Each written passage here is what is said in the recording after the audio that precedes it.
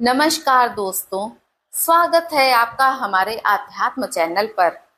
दोस्तों, जरा सोचिए, अगर आज रात कोई आपके सामने खड़ा हो जाए और कह दे तुम्हारे पास सिर्फ 1000 धड़कनें बची हैं, उसके बाद तुम्हारी जिंदगी खत्म, क्या आप वही करेंगे जो रोज करते आए हैं? सुबह उठकर मोबाइल में टाइम बर्बाद करना, अपने सपनों को कल पर टालना, अपने माँ बाप से ठीक से बात भी न करना, या फिर आप अपने आखिरी कुछ पलों को सचमुच जी पाएंगे? ये कोई फिल्मी डायलॉग नहीं है दोस्तों, ये सच्चाई है।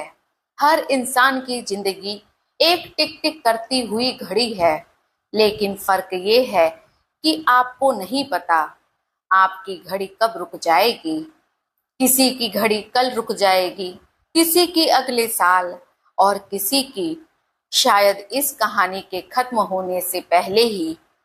आज मैं आपको एक ऐसे नौजवान की कहानी सुनाने जा रही हूँ जिसे सचमुच ये चेतावनी मिली, तेरे पास सिर्फ 1000 टिक टिक बची है। और दोस्तों, उस रात जो हुआ, उसने न सिर्फ उसकी जिंदगी बदली, बल्कि हमें भी एक गहरी सीख देता है। उस नौजवान का नाम था विक्रम। होशियार था, सपने बड़े थे, लेकिन उसकी एक आदत उसे बर्बाद कर रही थी।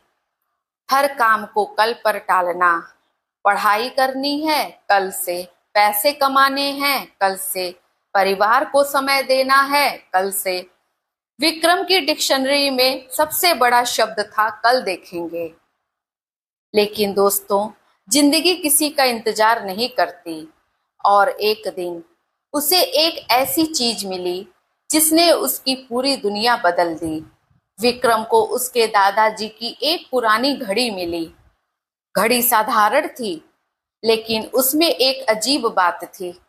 उसकी टिक टिक बाकी घड़ियों से ज्यादा तेज सुनाई देती थी। रात को जब सब सो जाते, वो घड़ी ऐसे बोलती, टिक टिक टिक, जैसे कोई उसकी रगों में हथौड़े मार रहा हो। विक्रम को अजीब लगता, लेकिन उसने ध्यान नहीं दिया।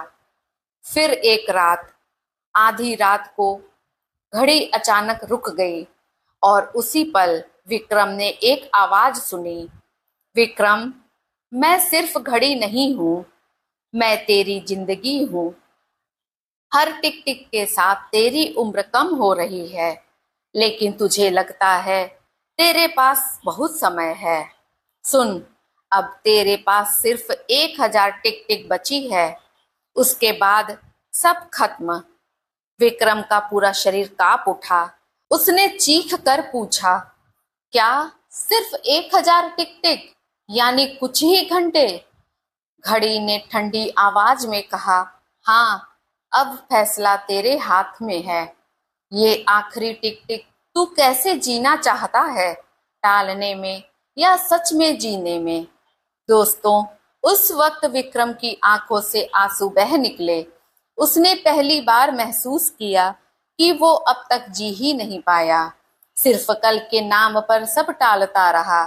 उसने तुरंत अपनी माँ के पास जाकर उनके पैर छुए।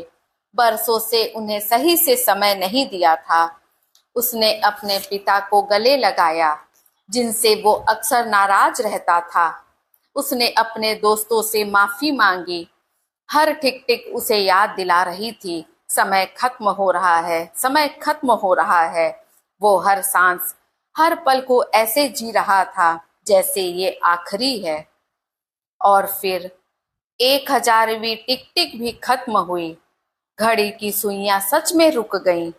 विक्रम ने कांपते हुए अपनी सांसें देखी। वो अब भी जिंदा था। वो चौंका, डर गया। तभी एक गहरी आवाज उसके भीतर गूंजी, मौत तो तय है विक्रम, लेकिन मैंने तुझे ये अनुभव इसलिए दिया ताकि तू समझ सके, जिंदगी को कल पर मत छोड़, क्योंकि कल कभी नहीं आता। दोस्तों, उस दिन के बाद विक्रम बदल गया। उसने किसी काम को कभी टाला नहीं, पढ़ाई की, मेहनत की और सफल भी हुआ। लेकिन उससे भी बड़ी बात ये थी कि उसने जीना सीख लिया। उसने हर दिन को ऐसे जिया जैसे वो आखिरी दिन हो और अपनों को कभी भी नजरअंदाज नहीं किया। इस कहानी की सीख यही है, हम सबके पास अपनी अपनी घड़ी है। हर टिक टिक हमारी जिंदगी की एक सांस है और एक दिन वो टिक टिक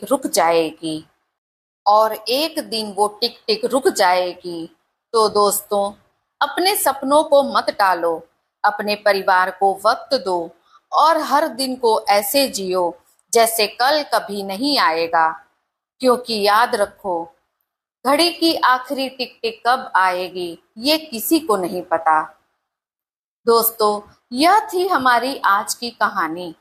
अगर यह कहानी आपको पसंद आई हो तो वीडियो को लाइक करें, अपने परिवार और दोस्तों को शेयर करें और चैनल पर नए आए हैं तो चैनल को सब्सक्राइब करना मत भूलिए। मैं दीपा द्विवेदी इसी प्रकार की कहानियां लेकर फिर मिलूंगी। तब तक के लिए नमस्कार।